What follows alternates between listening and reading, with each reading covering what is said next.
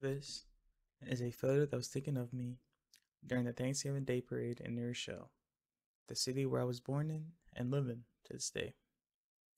I was 3 years old. It must have been a chilly day since I was wearing a black sweater, the kind you know are made for kids, but the school bus with animals in the middle. A cowboy hat, one my mother probably bought for me since it was what everyone wore in Mexico where she grew up. The same kind I always buy now when I go to visit family.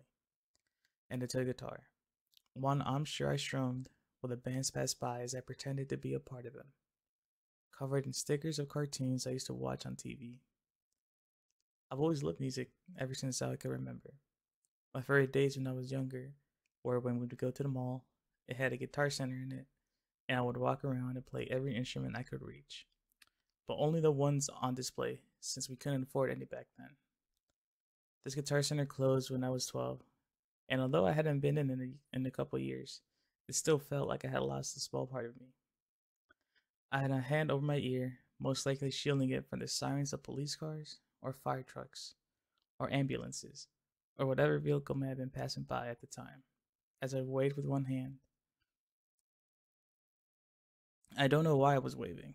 Maybe I saw them in their float waving in the crowd, locked eyes with one of them waved back, as it would be disrespectful not to.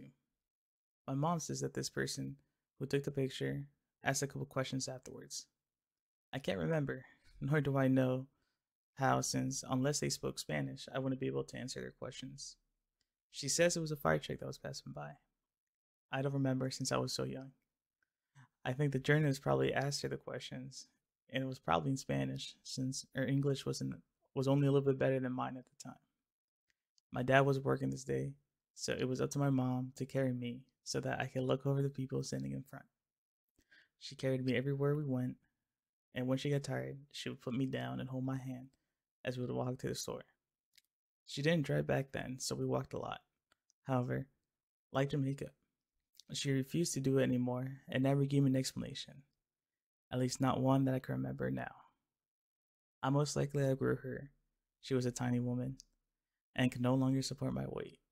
But now that I'm older and a lot bigger, I sometimes wish I could go back to the 3-year-old me, like the one in this picture, with his hand over one ear, waving with the other, small enough to fit in my mother's arms once again.